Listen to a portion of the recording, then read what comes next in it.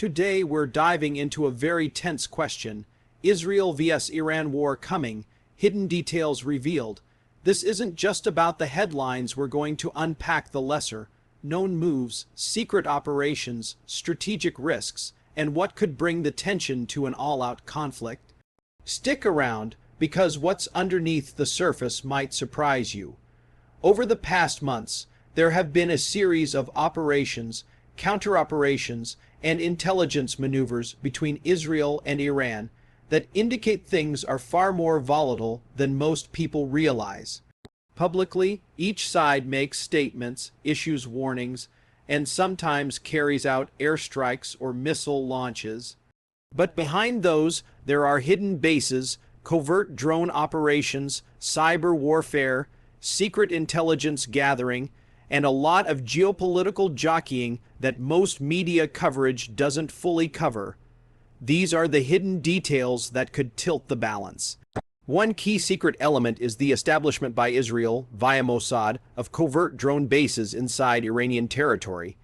These are not public air bases, but small launch hubs smuggled in drone parts and weaponry, and operatives who disguise their presence.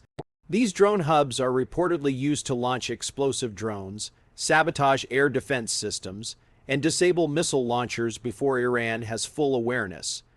Wikipedia plus 2 in June 2025. Such operations played a role in Operation Rising Lion, a campaign combining secret sabotage and overt airstrikes against Iran's missile infrastructure. Intelligence suggests that mobile strike systems, explosive UAV, and hidden drone bases were used to degrade Iran's capabilities.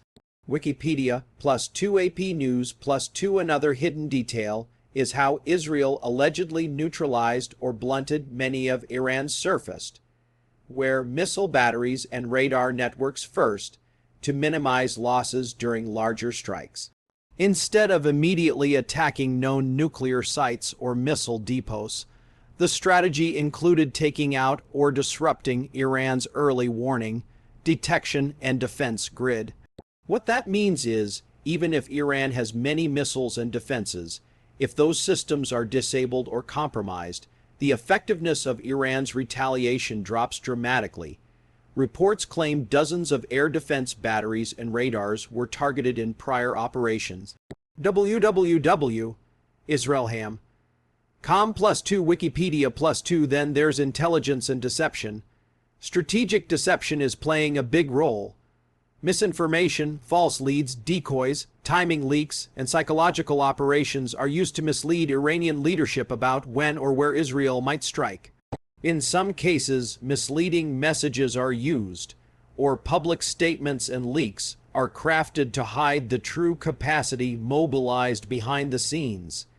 The idea is to make Iran underestimate the imminence of attacks, or to misallocate its defensive resources. www. Israelham. Com. The nuclear dimension is central. Iran's uranium enrichment continues, and in recent reports, the stockpile of enriched uranium, including material that's close to weapons grade, is claimed to be buried under bombed or heavily fortified nuclear sites like Fordo, Natanz, and Isfahan. Financial Times plus 2 AP News plus 2 The International Atomic Energy Agency, IAEA, recently reached an agreement to have access to all nuclear facilities in Iran, including those sites attacked earlier. The Guardian plus 1 That access is crucial, because whatever Iran claims to be hiding in terms of capability and stockpile is only verifiable if inspectors can physically examine the sites. But there are questions about how accessible those materials truly are, and whether they are effectively shielded or relocated. Financial Times plus 1 In addition, Iran has made arrests of people accused of spying for Mossad, individuals who allegedly provided coordinates or information for Israeli operations. Some of those arrests reportedly relate to the June 2025 strikes. Reuters. These spy networks are part of how Israel gets detailed targeting information, access to missile sites, nuclear sites, Air defense locations often depends on human intelligence. When insiders or coerced local agents feed information, it makes precision operations possible. On the Iranian side, there are also hidden assets, mobile missile launchers which can be moved frequently, underground or hardened missile storage facilities, and proxies in Lebanon Hezbollah, Yemen Houthis, and Iraq that can be used to open fronts. Iran's ability to use proxy groups means that any conflict risks widening beyond direct strikes between Israel and Iran. More fronts, more actors. This gives Iran asymmetric leverage. Even if its main missile or nuclear infrastructure is hit, it can still project power via proxies. That increases risk for Israel. Many planners worry that retaliation will not just be from Iran's state forces, but from allied non-state actors. Israel's defensive capabilities are not to be underestimated.